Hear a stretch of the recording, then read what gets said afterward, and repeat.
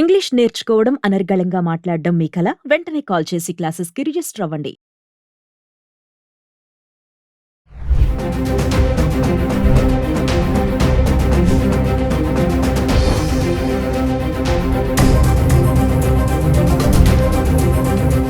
Hello viewers, welcome back to Suman TV. ప్రస్తుతం మనతో పాటు ఉన్నారు the great grandson freedom fighter Kanneganti Hanumantharao garu, PhD in American studies.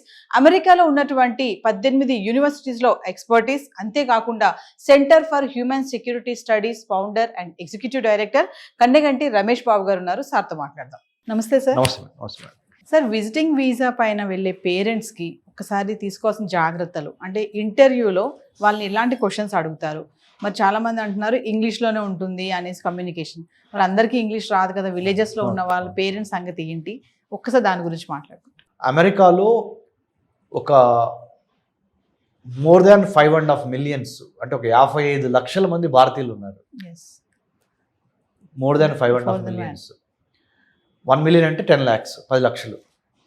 55 లక్షల్లో మన ఆంధ్ర తెలంగాణ రాష్ట్రానికి సంబంధించిన వాళ్ళు సగము అని కొద్దిగా పైగా ఉన్న ఆశ్చర్యపోవద్దు.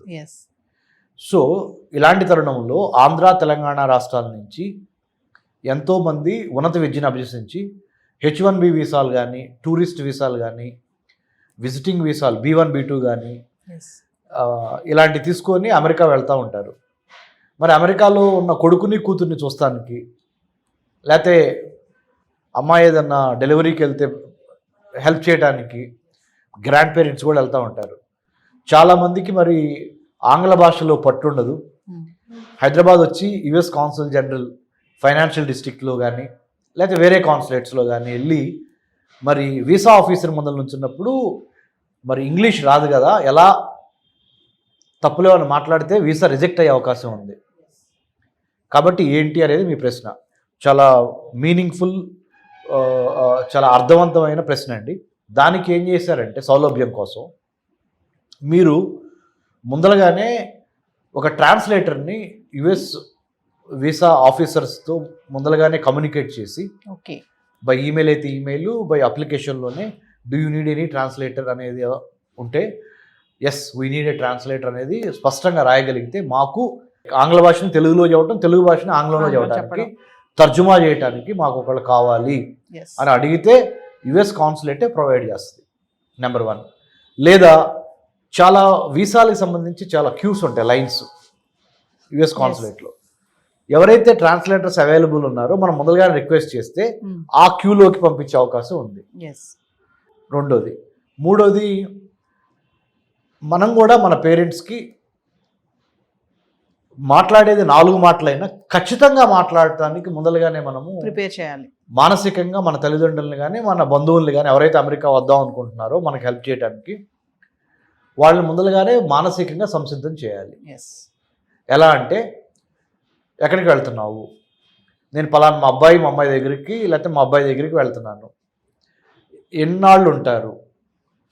ఎగ్జాంపుల్ 2025 జూన్ 1 నుంచి 2025 జూన్ 23 వరకు ఎగ్జాక్ట్ ఇన్ఫర్మేషన్ ఇవ్వాలి. ముఖ్యంగా ట్రంప్ ప్రెసిడెంట్ అయిన ఈ నేపథ్యంలో అమెరికాలో homeland security, department of homeland security 1000 కళ్ళతో ఎక్కువ మందికి వీసాలు ఇద్దాము అని చూస్తాం పోయి ఎంతమందికి వీసాలు తిరస్కరిద్దాము అనే ఒక యాటిట్యూడ్ ఉన్న ఈ రోజుల్లో, అంటే ఇప్పుడు ప్రస్తుతానికి ఉన్న పరిస్థితులు మారతాయి, కానీ ప్రస్తుతానికి ఉన్న పరిస్థితుల్లో ఖచ్చితంగా నిజాయితీగా, నిబ్బరంగా, ధైర్యంగా సమాధానం చెప్పటం రావాలి. భాష ఏమైనా పర్లేదు. ఓకే, అంటే ట్రాన్స్లేటర్ ఉంటారు, అయినప్పటికీ చెప్పాల్సింది ఏంటంటే, పలానా తారీఖు నుంచి పలానా తారీఖు మేము అక్కడ ఉంటాము, ఎందుకు వెళ్తున్నారు అన్నప్పుడు ఏదైతే బలమైన కారణం ఉందో ఆ కారణాన్ని కరెక్ట్గా నిక్కచ్చిగా చెప్పటము. ఇదివరకిట్లాగా ఒక వీసా తీసుకొని ఇంకో పని మీద వెళ్ళి మనసులో ఒకటి పెట్టుకొని బయట వీసా ఆఫీసర్కి ఒకటి చెప్పి ఎలాగోలా సముద్రాలు దాటేసి అమెరికాలో అడుగు పెడదాం అనే ఆ ట్రెండ్ ఏదైతే ఉందో ఆ వరవడికి ఇప్పుడు ఒక ఫుల్ స్టాప్ పడింది. ఏదైనా మన మంచి కోసమే. తద్వారా ఏమవుద్దంటే,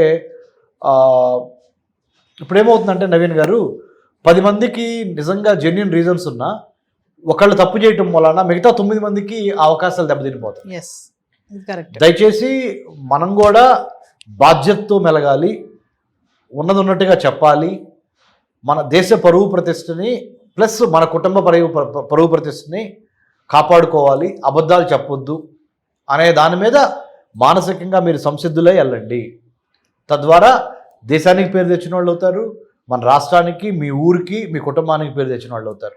అంటే ఇప్పుడు ఉన్నటువంటి పరిస్థితిలో వీసాస్ అన్ని కూడా కొంచెం స్ట్రిక్ట్ అయిపోయాయని అనుకో. చాలా స్ట్రిక్ట్ అయినాయి, కొద్దిగా కదండి, చాలా స్ట్రిక్ట్ అయినాయి. ప్రేక్షకులకి నేను చెప్పేది ఏంటంటే, ఎవరైతే చూస్తున్నారో ఈ ప్రోగ్రాము, ట్రంప్ ప్రవేశపెట్టిన స్ట్రిక్ట్ పాలసీస్ ఏవైతే ఉన్నాయో ఇప్పుడు, ఏది ఇమిగ్రేషన్ కానీ, హైర్ ఎడ్యుకేషన్ కానీ, H1B వీసాలు, లేకపోతే జాబ్స్ గురించి కానీ, ఇవి అమెరికా మిత్రపక్షాలతో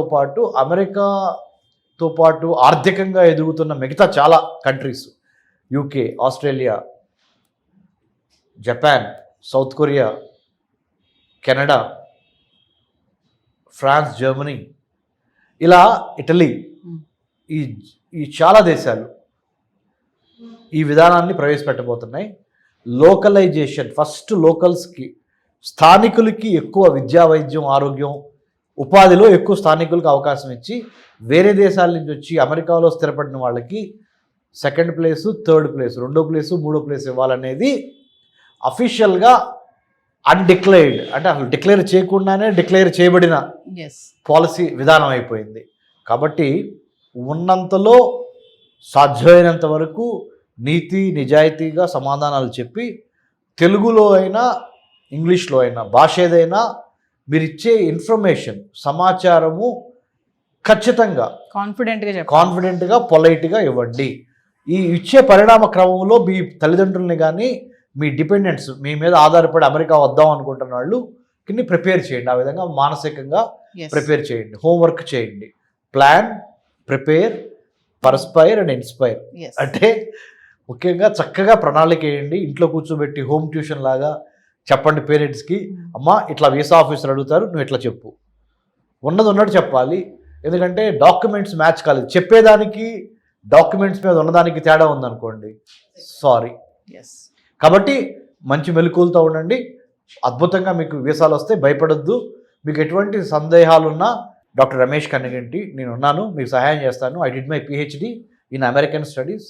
అమెరికా చాలాసార్లు వెళ్ళొచ్చి అమెరికన్ అధికారులతో కూడా చాలా యూనివర్సిటీస్లో పనిచేయడం వల్ల మాకు కొంత అనుభవం ఉంది.